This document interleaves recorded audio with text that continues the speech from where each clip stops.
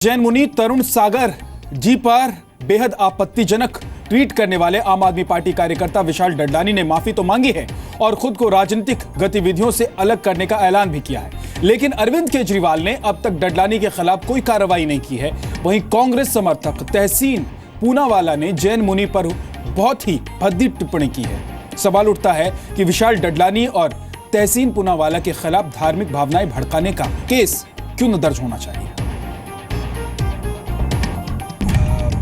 से सुधाकर ने ये पूछते कि आपके 21 सैलरी देने की जरूरत क्या थी, उन्हें ये नाम देने की। संतों का अपमान करना फैशन क्यों?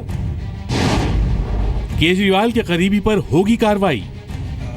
अरविंद केजरीवाल के करीबी आम आदमी पार्टी के वीआईपी कार्यकर्ता और बॉलीवुड के संगीतकार विशाल डडलानी ने जैन मुनि तरुण सागर जी का अपमान किया, उन पर बेहद अभद्र टिप्पणी की और तो और पूरे जैन समाज की आस्था और परंपरा का मजाक उड़ाया। वो भी सिर्फ इसलिए क्योंकि उन्हें हरियाणा सरकार ने विधानसभा में प्रवचन के लिए बुलाया था। इसी पर विशाल डडलानी ने जैन मुनि के खिलाफ ट्विटर पर भद्दी भाषा का इस्तेमाल करते हुए लिखा, अगर आपने इन लोगों को वोट दिया है तो आप ही इस बेहुदेपन के लिए जिम्मेदार हो।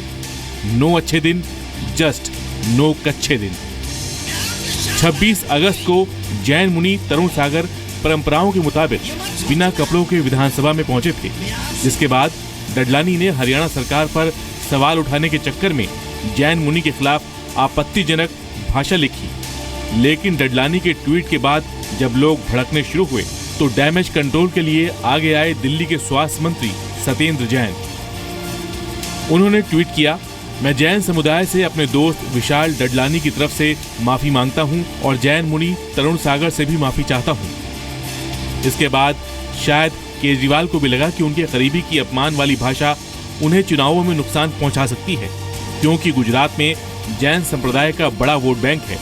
इसलिए उन्होंने ट्वीट किया, तरुण सागर जी महाराज बहुत बड़े संत हैं, सिर्फ जैन धर्म के नहीं बल्कि सभी के लिए। उनका अनादर गलत है और ये बंद होना चाहिए।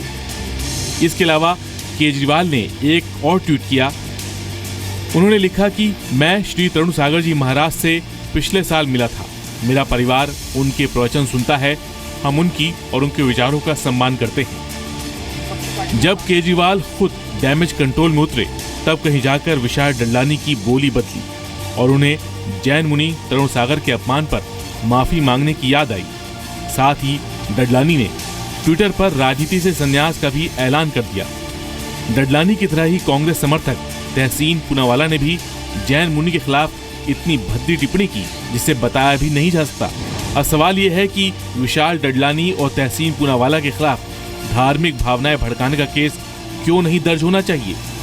केजरीवाल ने ट्विटर पर जैन मुनि के अपमान को गलत तो बताया, लेकिन डडलानी के खिलाफ कार्रवाई क्यों नहीं की। और विशाल डडलानी और तहसीन पूनावाला ने जिस तरह जैन मुनि का अपमान किया, उस पर राजनीतिक पार्टियों की चुप्पी क्यों है? जैन वोट बैंक नहीं है क्या? इसीलिए किसी को जैन मुनि तरुण सागर के अपमान से फर्क नहीं पड़ता? ब्यूरो रिपोर्ट, जी मीडिया।